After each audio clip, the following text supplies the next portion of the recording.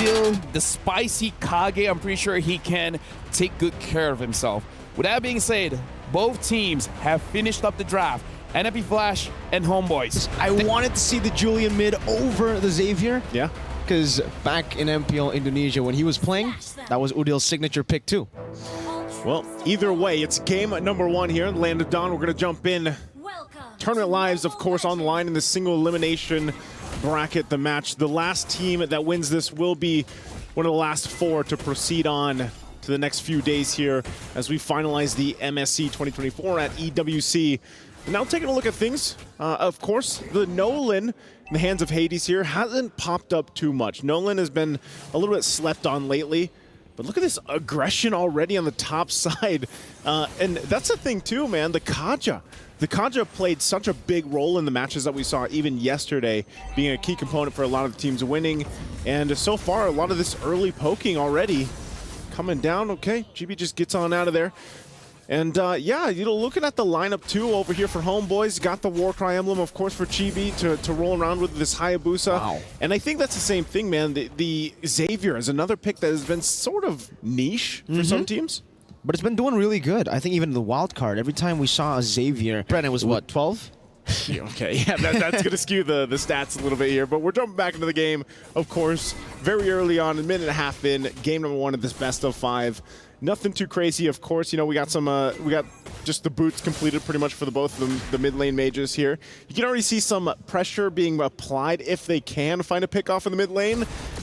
Oh, JPL. Shadow kill onto JPL. First blood over to Homeboys with a great gank with that quad shadow. Yep, that's the pressure I was talking about. You know, I spotted them there and I was like, all right, they're going to go for a play. The level 4 was available.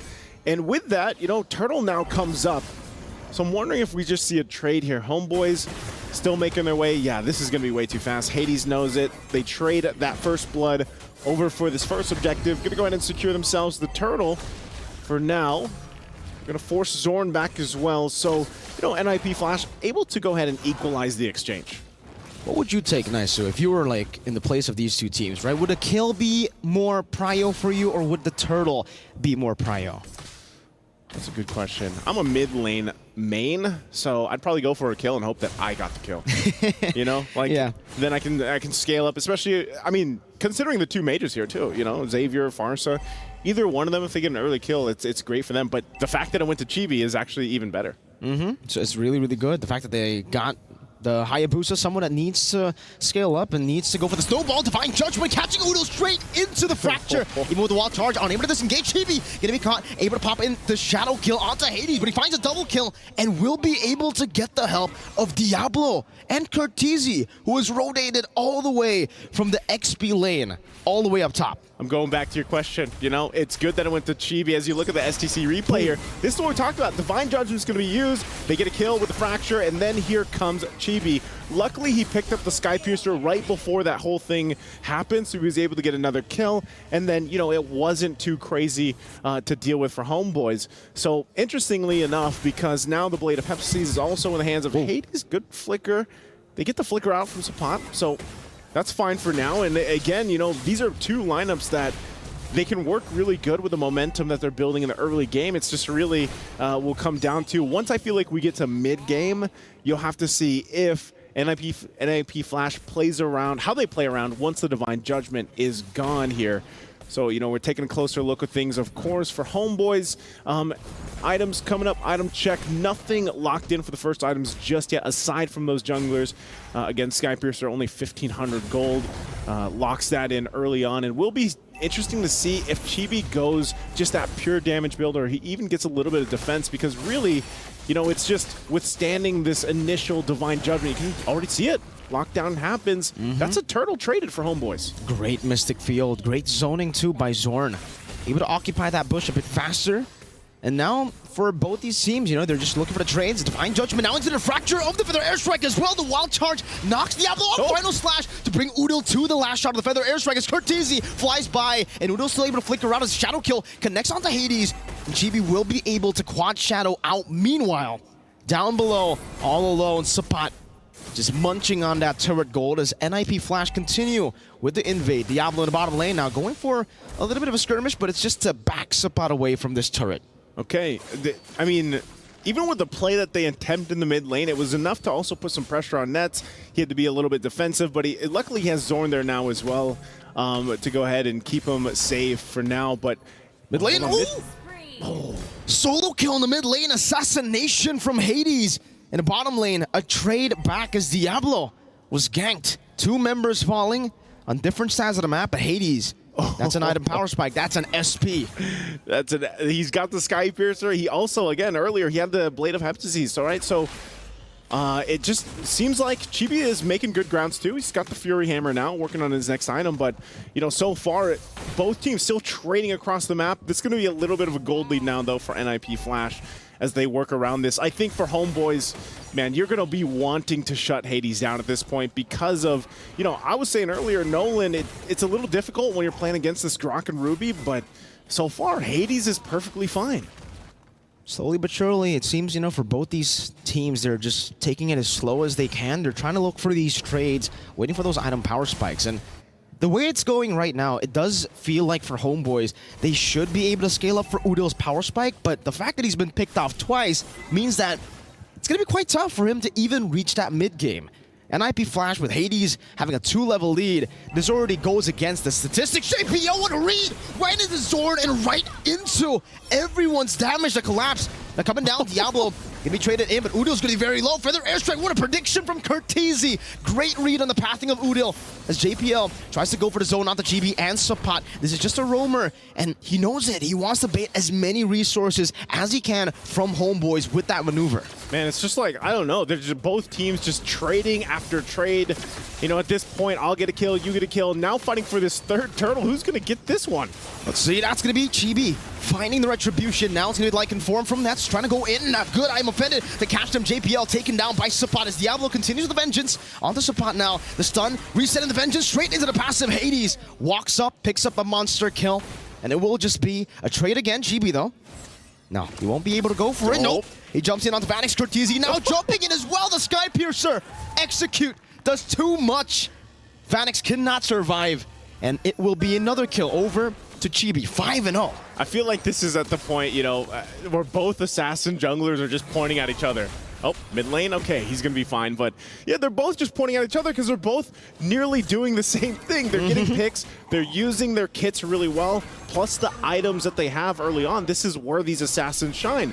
So I would say, again, one of the great things about NIP Flash's lineup is the fact for JPL, he is an on-demand pull into, you know, utilizing that Nolan from Hades. Whereas Homeboys, they can actually make it happen, but if it's a wild charge, great. Maybe Zoran's able to get a wild charge off, or you get a great I'm offended. But that on-demand pick-off potential, every time you see that green light for JPL, man, Divine Judgment is going to be able to make a play. Whether he has Flicker or not, here it is. Wild charge into the Mystic Field. Zorn going to be taken down now as the Dawning Light connects onto the back line as well. Nets trying to go for the execute. Chibi finding Vanix. Nets able to flicker out to safety.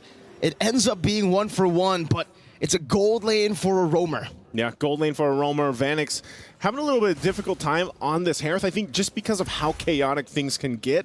But again, if we are able to go ahead and extend this game number 1 a little bit further than what we've seen at least today, you know, we're just a few minutes away from that point. But also looking at the gold difference here, relatively even for the most part, you know, aside from, like, junglers again are going to be crucial up to a certain point. And then I think you have to start to shift your focus on especially the mid lane. Udil has struggled a bit, you know, in comparison to Curtese, being able to utilize those lockdowns, utilize the Dawning Light, but as the game goes on... Oh, JPL unable to find the Divine Judgment. That's a pull onto Diablo, right into the Mystic Field. Now the final slash, the wall charge connects onto the back. 2 members knocked up. Vanix disappearing, the shadow kill, getting rid of the back line. Chibi picks up the double as the fracture takes Nets out. Hades able to trade, but he has lost all of his teammates.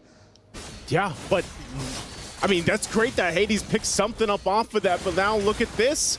I mean, this is already going to be a Lord locked in for Homeboys. I was just saying, man, the lineup that they have, you know, going toe for toe, but Homeboys just demolished NIP Flash in that exchange.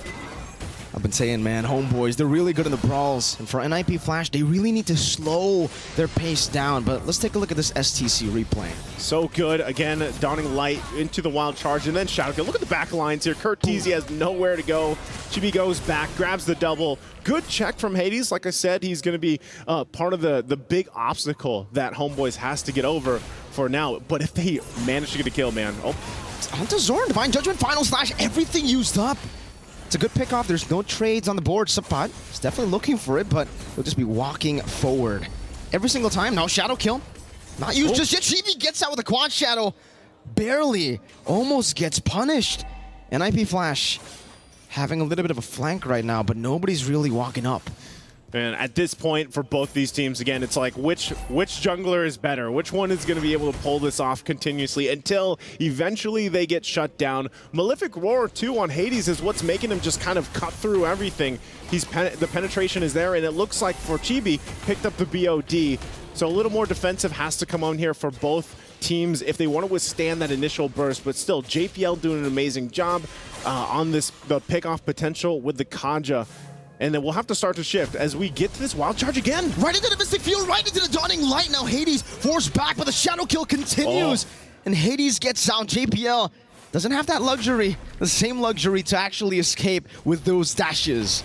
Yeah, it doesn't get out, but it could have been way worse than they're able to survive. At least Hades doesn't go down. Dawning Light's dropped, and this is where the point now where, again, even if Udil struggled a little bit in the early game, look at him, he's got the 9 assists already. Dawning Light's already relatively on a low cooldown, and they just help push the waves in. The whole job is, all right, we're going to take control of this map. We're going to get these tier 2s down. Storm's going to TP a little bit like we heard about, you know, and just get ready for the next objective in about a minute.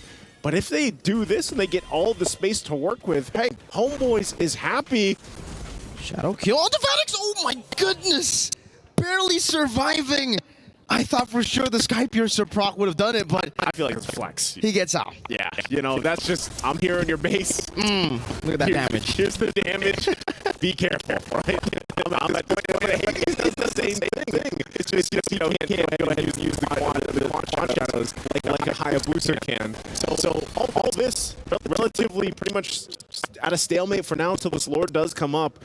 And I think, again, this is where you see the Xavier pick start to shine. The great thing is for NIP Flash, if they have the initiation, whether that's now at this point for Diablo, he can flicker in, get the final slash, even if JPL doesn't land a Divine Judgment, or they just kind of reverse that and follow up through it. Interesting, too, some defensive items coming up. Athena Shield now for JPL. Conceal going to be used. They're going to find Sapat here.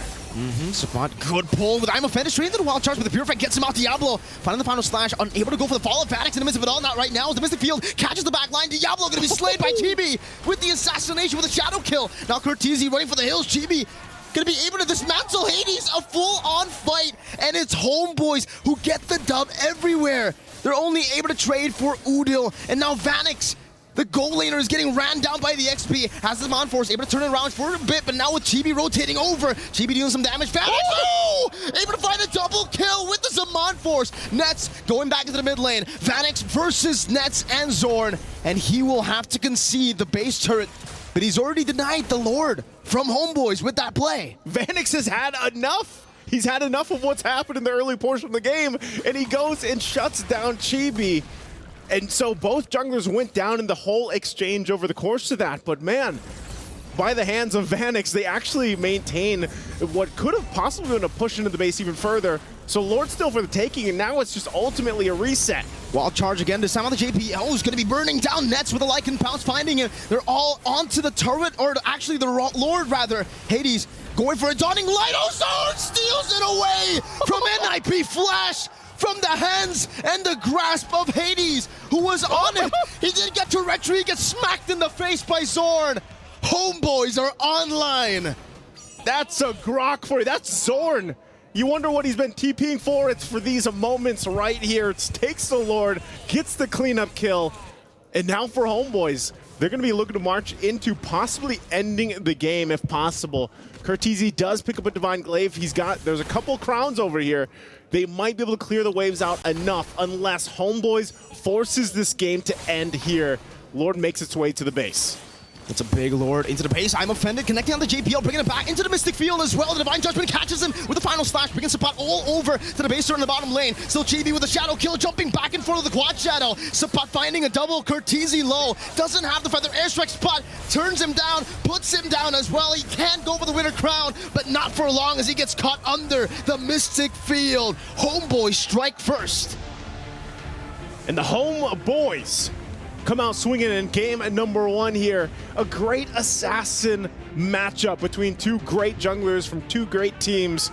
But ultimately, Chibi and the rest of the Homeboys will go ahead and I mean, talk about an amazing match. Both junglers being extra active in this game.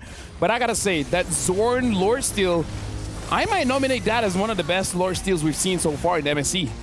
At least one of the most important, because just for a minute there, Vanix grabbed the game by the horns with a great outplay, able to put them in a position where they could take the Lord, and then Zorn just steals it from him. But most importantly, he goes for the flicker smack. And then takes out the Hades. I think Hades wasn't able to utilize the retribution because of the dawning light as well that he might not have expected from Jill. Maybe he's not looking at his own screen. You know, sometimes you drag your map. That's my only description of that. However, for NPFL, there were glaring mistakes, I would say. Despite, you know, Vanix making the plays afterwards and trying to bring it back for the team, and the fact that there was a good start for JPL, everybody else was so inconsistent coming out from NPFL. And maybe you can argue that Hades is doing well, but I think that it is worth noting that NPFL didn't actually made a lot of mistakes. I guess I wouldn't sugarcoat it. They made a lot of blunders in the early stages. You know, and even here in this last big Lord fight, I want to point out Sepap because he did I mean, the Ruby worked very well against the Harith. Every time